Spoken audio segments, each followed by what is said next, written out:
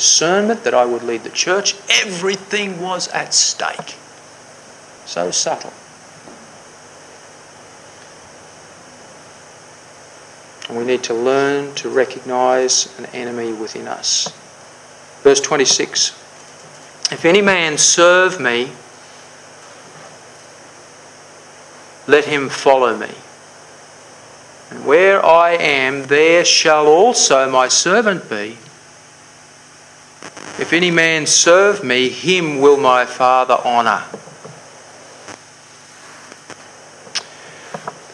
We must remember that these words were spoken in the context of the previous verses. When Jesus says, "Follow me," he is commanding us, like him, to fall into the ground and die. That's what the "follow me" indicates. He's told us where he's gone. To lay life's glory in the dust, knowing that he will fulfill a far greater purpose through the death to self. When Jesus says, "Follow me," he is commanding us to refuse immediate gratification that the idols of our inner world can so swiftly deliver to us. And when he says, "Follow me," he is demanding that we walk in the pathway of Christian duty. And that is the only way that you'll be truly happy in the long run. As Pastor Matthews was saying that, I think it might have been Pastor Davies commented on that, but one of the men commented, and that is such a wonderful thing. That's an excellent thought. We're never going to be happiest as when we are slaves to righteousness.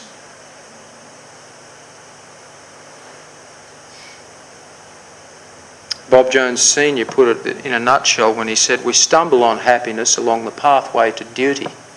Isn't that a beauty? We stumble on happiness along the pathway to duty. And the same goes for pleasure. We stumble on pleasure along the pathway to duty. And for gratification of all kinds. And God gives it freely, and it just happens when you focus your mind on what you're supposed to do. Because God doesn't want to cheat you. He loves you.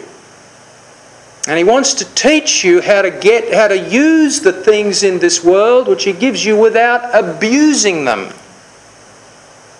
And yes, he does want to use my gift in music. But he's set the parameters, it's not me.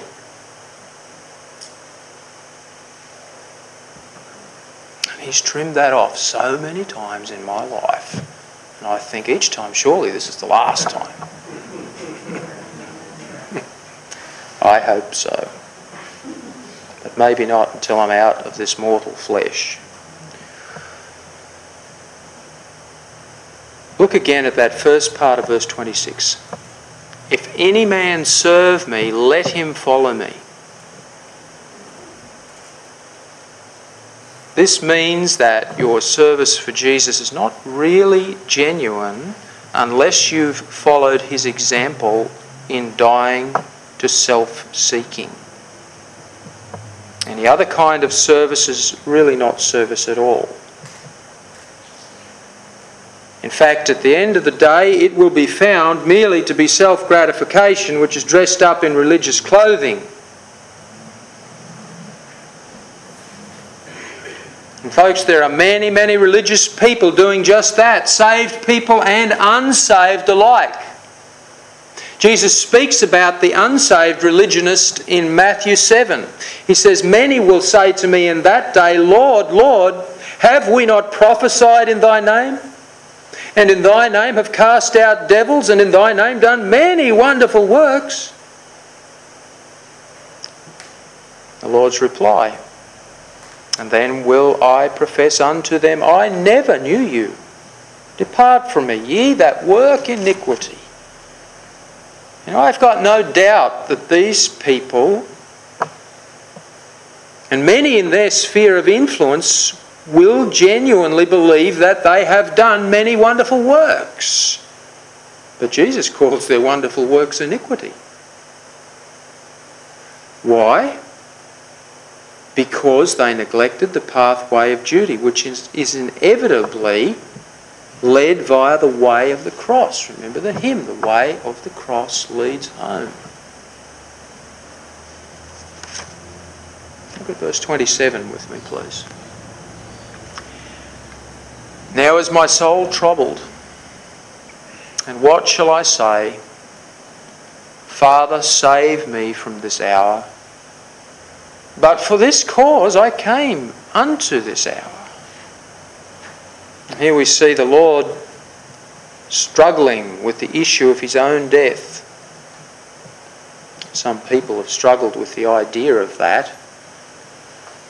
We have got to remember that although Christ was God, he was also a man like us.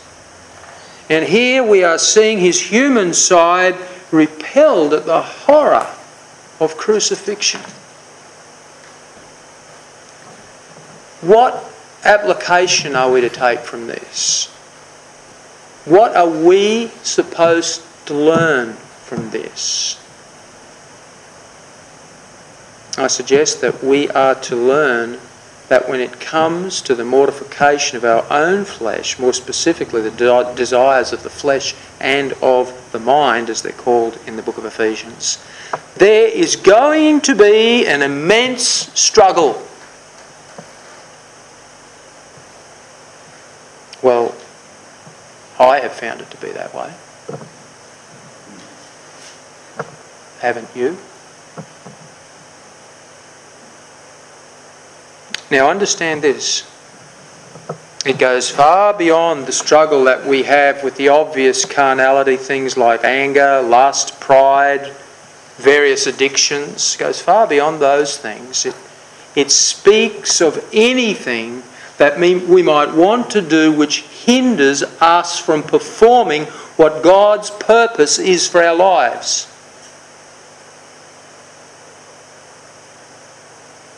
The longer you're in the centre of God's will, the more that purpose becomes narrower and clearer in your life. And the easier it is to step out of it. And you can see that, and God lets you know very quickly when you do that. We will naturally choose to do many good and noble tasks that often others will applaud. But many times those good and noble things are the very things that God is requiring us to nail to the cross. But we enjoy those things so much, so we have to do them. We become desperate to hold on to them sometimes. We justify them through the Scriptures. I've got personal notes during that period of time in my devotions where I justified that. And I can go back and read them now, and it frightens me. I justified them from Scripture.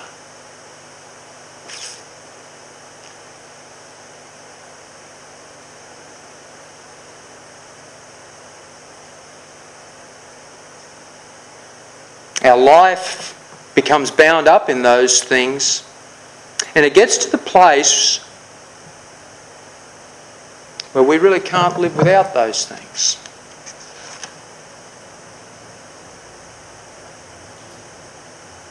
If we can't give up something that we know is hindering God's will, then surely that proves the power of the self-life to control us.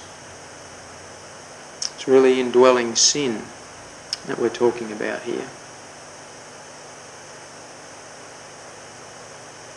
Even Jesus, without indwelling sin, was very troubled at the thought of the cross, wasn't he? Surely we therefore must anticipate a struggle with our self-centeredness. He didn't have that. But it's a picture of us anticipating a struggle with our ambitions to let those things go. And if we don't prepare ourselves for that mentally, I tell you, we're going to be surprised when we face that battle. We'll think, wow, I didn't realise there was that much of me still alive.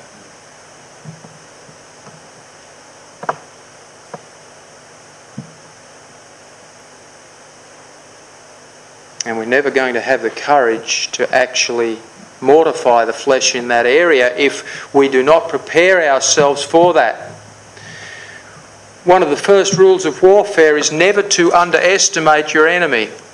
Jesus said, "What king goeth to war against another king, sitteth not down first, and consulteth whether he is able with 10,000 to meet him that cometh against him with 20,000. You see, to be forewarned is to be forearmed, and the Scripture certainly gives us ample warning about the virility of our flesh, or the body of sin, as we identified it in the 6th verse of chapter 6 in Romans. Its tenacity, its deception, and its subtlety. Oh yes, if you are serious about following the Master and slaying selfish ambition, then you better anticipate a struggle. Some years ago, I remember reading an article in Reader's Digest about an elite mountain climber. There are apparently two types of climbers, those who use ropes and those who don't. This guy was in the latter category. And in this particular article, he began to speak about the thrill of confronting and overcoming your own fear. Of course, the guy was unsaved, and there was a whole lot of ego involved in his whole pursuit.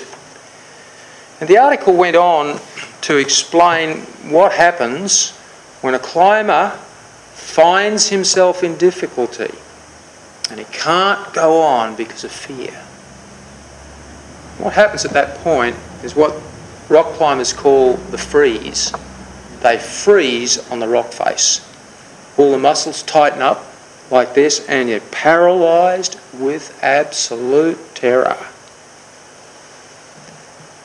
It's really a very dangerous situation, because if he cannot summon up the courage to release his grip and lunge for the next handhold, then really he's only a matter of seconds away from falling. And oftentimes that can be to his death. Muscle fatigue sets in very quickly when you're holding your own weight in one fixed position and you're terrified. And of course that's what happened to this guy in the course of this article. You know what those Reader's Digest articles are like. They build the tension up. You're sitting on the edge of your seat. He froze. And he was in this critical position. He was hundreds of feet up in the air. If he let go, it was certain death. Thankfully, he was able to snap out of the freeze and complete his climb safely. But what happens to the climber in those seconds when he freezes on the rock face is that he desperately clings to the only thing which he knows sustains his life at that moment. He knows it's irrational. He knows it doesn't make sense. He's been taught that in all of his schooling. He's been taught about the freeze. He's been taught what to do in the freeze. Therefore, he knows it is going to lead to certain death. But the fear of actually letting go and reaching out for the unknown is greater than the fear of eventual, inevitable death. And so he clings desperately to the only thing which offers him hope, even if that hope can only sustain him for another 30 seconds. That's exactly what it's like for Christians. They know that their personal idolatry, the idolatry of their own program, is destructive, but they won't let it go because it has become essential, vital to their life. In fact, it has become their life. Idol. This illustrates the truth of Jesus' words, "He that loveth his life shall lose it." If you cling to your